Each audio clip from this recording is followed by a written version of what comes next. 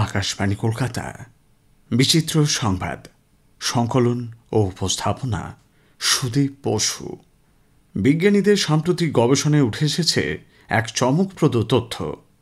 সূর্য পৃথিবীর চেয়ে প্রাচীন হলেও পৃথিবীর জল নাকি সূর্যেরও আগে জন্ম নিয়েছে। সূর্যের বয়স প্রায় 4.6 বিলিয়ন বছর। এটি গঠিত হয়েছিল এক বিশাল গ্যাস ও ধূলিকণার মেঘের পতনের মাধ্যমে। সেই মেঘের অবশিষ্ট অংশ থেকেই ধাপে ধাপে গঠিত হয় পৃথিবী সহ অন্যান্য গ্রহ। কিন্তু আশ্চর্যের বিষয়, পৃথিবীর জল, যা আমাদের জীবনধারণের মূল উপাদান, তার উৎস সূর্যের জন্মেরও আগে। হাইড্রোজেন আইসোটোপ বিশ্লেষণ করে বিজ্ঞানীরা দেখেছেন পৃথিবীর অধিকাংশ জল এসেছে আন্তঃনাক্ষত্রিক মহাকাশ বা ইন্টারস্টেলার স্পেস থেকে। সেই জল ছিল বরফের দানার আকারে, যা ছড়িয়েছিল মহাজাগতিক মেঘে, তাও সূর্য জ্বলে ওঠার বহু আগেই। ওই জলই আজ আমাদের নদী, সমুদ্র, হিমবাহ এবং পানীয় জলে রূপান্তরিত হয়েছে। অর্থাৎ আমরা প্রতিদিন যে জল পান করি তা এক মহাজাগতিক ইতিহাসের বাহক, যার সূচনা সূর্যেরও জন্মের আগে।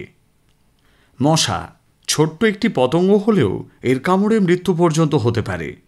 প্রতি বছর মশাবাহিত রোগে প্রায় 7 থেকে 10 লক্ষ মানুষ মারা যান। 70 কোটিরও বেশি মানুষ আক্রান্ত হন। অন্যান্য প্রাণীর তুলনায় মানুষ বেশি ভোগেন মশকবাহিত নানান রোগে। কিন্তু জানেন কি, এমন এক দেশ রয়েছে এই বিশ্বে যেখানে ম্যাগনিফাইং গ্লাস দিয়ে খুঁজলেও একটিও মশা খুঁজে পাবেন না। অবিশ্বাস্য মনে হলেও সত্যি। দেশটির নাম আইসল্যান্ড। পৃথিবীর প্রায় সব মহাদেশেই কোনো না কোনোভাবে মশা পাওয়া গেলেও আইসল্যান্ডে একটিও মশা নেই। এই দেশে শুধু মশাই নয়, কোনো পোকামাকড়, এমনকি সাপও নেই।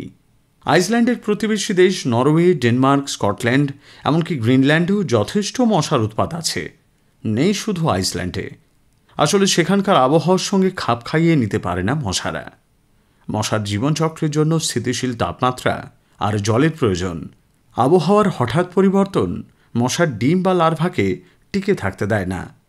আরও মজার বিষয় হল, Icelandic institute of natural history মিউজিয়ামে মশার দেহাবশেষ সংরক্ষিত আছে।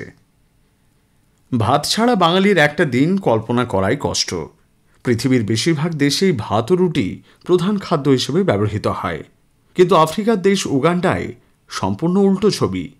সে দেশের মানুষের প্রধান খাদ্য ভাত বা রুটি নয়, কলা।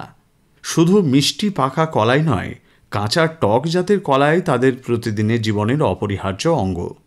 উগান্ডায় কাঁচা কলা স্থানীয় নাম মাটুকে।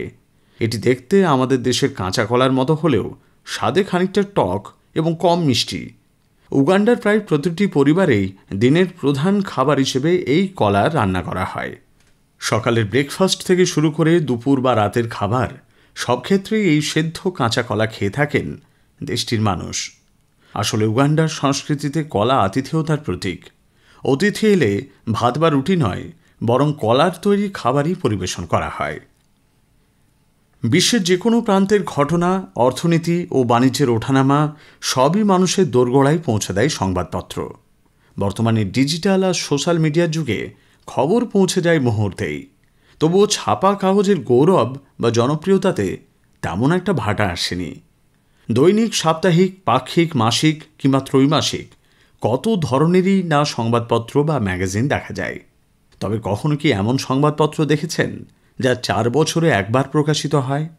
ফরাসি ভাষায় প্রকাশিত এই সংবাদপত্র লা বুজি দি স্যাপর শুধুমাত্র 29শে ফেব্রুয়ারি তারিখেই প্রকাশিত হয়। অবাক হচ্ছেন? মূলত লিপ ডে বা লিপ ইয়ার ছাড়া এর কোনো সংখ্যা বেরোয় না। 1980 সালে প্যারিস থেকে এটি প্রথম যাত্রা শুরু করে।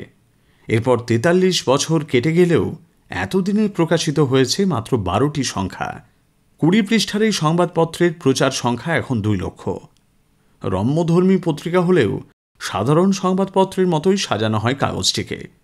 প্রতিটি প্রতিবেদনই উপস্থাপিত হয় রসালো ভঙ্গিতে। সম্পাদকের ভাষায় এই পত্রিকা আসলে অ্যান্টি পলিটিক্যালি কারেক্ট। বিচিত্র সংবাদ শেষ হল। সংকলন ও উপস্থাপনা সুদীপ বসু।